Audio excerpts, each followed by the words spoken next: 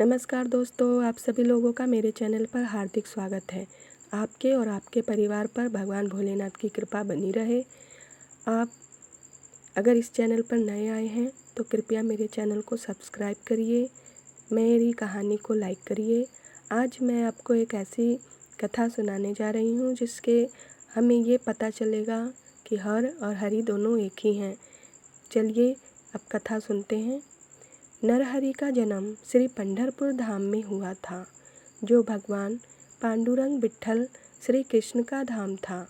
लेकिन नरहरि केवल भगवान शिव जी को ही मानते थे और विट्ठल के दर्शन के लिए कभी नहीं जाते थे।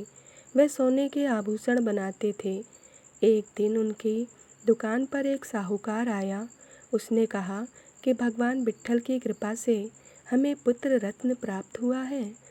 हमने मन्नत मांगी थी कि पुत्र हुआ तो आपको सोने की करधनी चढ़ाएंगे। कृपया भगवान के लिए सोने की करधनी बना दीजिए। नरहरि जी ने कहा, मैं शिव भक्त हूँ, विट्ठल के लिए करधनी नहीं बना सकता।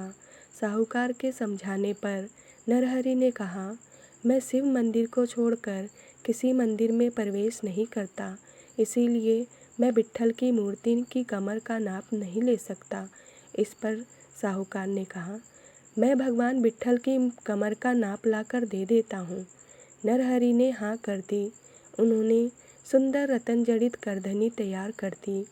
साहूकार ने जब विट्ठल की मूर्ति को करधनी पहनाने की प्रयास किया तो वह 4 अंगुल अधिक निकली।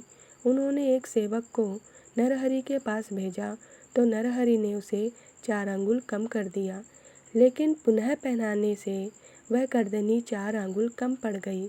साहूकार स्वयं नरहरि के दुकान पर गए। साहूकार ने कहा, आपकी छवि खराब ना हो, इसीलिए आप स्वयं मंदिर में जाकर नाप लेकर करधनी सही कर दीजिए। नरहरि बोले, मैं शिव के अतिरिक्त किसी का दर्शन नहीं करता, इसीलिए आप मेरी आंखों पर पट्टी बांधकर ले चलिए, मैं करधनी ठीक कर दूंगा। नरहरि ने आंखों पर पट्टी बांधकर जैसे ही भगवान की मूर्ति की कमर पर हाथ लगाया, उन्हें लगा कि यह तो व्याघ्र चर्म है जो भगवान शिव धारण करते हैं। उन्होंने भगवान के अन्य अंगों का स्पर्श किया तो उन्हें भगवान के एक हाथ में कमंडल एवं दूसरे हाथ में त्रिशूल का स्पर्श हुआ। गले पर हाथ ले गए तो उनका हाथ सर्प पर पड़ गया। उन्होंने शीघ्र आँखों की पट्टी हटा दी। उन्हें यह साक्षात्कार हो गया कि हरि हर तो एक ही हैं। नरहरि ने भगवान विट्ठल के चरण पकड़ लिए। ये कथा अगर आपको पसंद आई हो तो कृपया मेरे चैनल को लाइक एंड सब्सक्राइब कर दीजिएगा। धन्यवाद।